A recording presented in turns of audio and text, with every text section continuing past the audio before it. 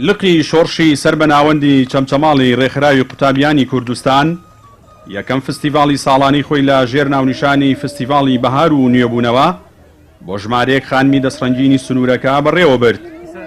لە فستیڤاڵەکەدا ئەو کارانەی نمایشکران بریتی بوون لە کاری دەستی خانمان و خواردنی جۆراوجۆری کوردەواری و نمایشی میللی و فۆلکلۆری. ئامادەبووان و بەشداربووانی فستیڤاڵەکە شوێڕای دەستخۆشییان لە ڕێکخراوی قوتابیان هاوکات داواکاریشن لە ساڵانی ئایندەدا بە شێوەیەکی فراوانترم جۆرە فستیڤاڵانە بەڕێوە بچێت.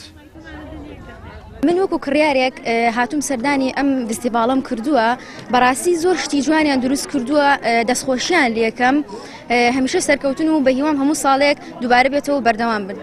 بە هیوام لە ساڵانی داهاتووشدا بە شێوەیەکی بەرفراوان بە هەمە چەشنتر دووبارە بێتەوە بە هیوای سەرکەوتن.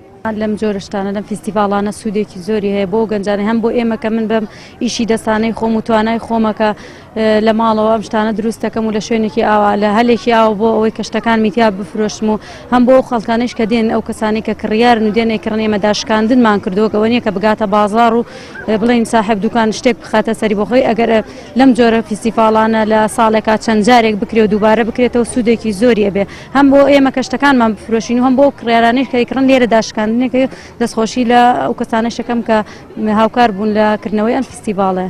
من لەم پێشەنگایە بە کاری دەستی سیرامیکی بەشدار بوومەوە، هەروەها هەندێک کاری دەستی تریش کە بە شێوازێکی جوان لە ناو ماڵانە دائەنرێت.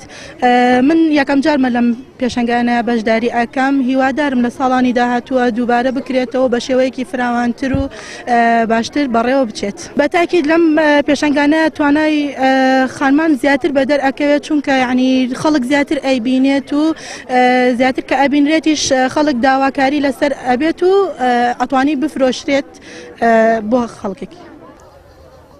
سەرپەرشتیاری فستیڤاڵەکەش باس لەوە دەکات ئامانجیان لە ئەنجامدانی فستیڤاڵەکە بە زیندووهێشتنەوەی کولتوری کۆنی کوردەواریە لەلایەک و دەرخستنی توانای خانمانە لە نمایشکردنی خواردن و کارە دەستیەکانیاندا لەلایەشی دیکە. وتیشی بانیازن لە ساڵانی ئایندەدا فستیڤاڵی بەهار و نوێبوونەوە بە شێوەیەکی فراوانتر ڕێک بخەن و ژمارەی بەشداربووانی خانمانیش لە فستیڤاڵەکەدا زیاتر بکەن. ئێمە وەکو ڕێکخراوی قوتابیانی کوردستان لقی شۆڕش هەستین بە ئەنجامدانی فستیڤاڵی بەهار و نوێبوونەوە بە بۆنەی نزیکبوونەوەمان لە وەرزی بەهار و بە پێویستمانزانی چەند نمایشێک لەم فستیڤاڵەیە بکرێت، خواردنی کولتوری و هەروەها کاری دەستی و کۆمەڵێک لەو بابەتانەی لەخۆگرت بوو. بۆ یەکەم جارە لە شۆڕشا شتێکی لەم جۆرە ئەنجام بدرێت، ئینشەڵڵا بۆ ساڵانی کە پەرەی زیاتری پێین. ئامانجمان لە ڕێخستنی ئەم جۆرە فستیڤاڵە بۆ نوێبوونەوەی کولتوری نەتەوەی کوردەوە بۆ ناساندنی کاری دەستی و هەروە ئەو کولتورانەی کە تایبەتن بە نەتەوەی کورد. لەگەڵ ئەوەی لە ئێستادا تەنها یەک ڕۆژ لەلایەن حکوومەتی هەرێمی کوردستانەوە بۆ نمایش و لەبەرکردنی جلوبەرجی کوردەواری دیاری کراوە، بەڵام ساڵانە و لە چەندین کاتی جیاوازدا ناوەند و لقەکانی ڕێکخراوی قوتابیانی کوردستان چەندین پێشەنگا و فستیڤاڵی هاوشێوە لە ناوچە جیاوازەکانی هەرێمی کوردستان با مەبەستی زیندووهێشتنەوەی جلوبەرگ و کولتوری کۆنی کوردەواری و ئاشناکردنیان بەنەوەی نوێ بەڕێوە دەبان.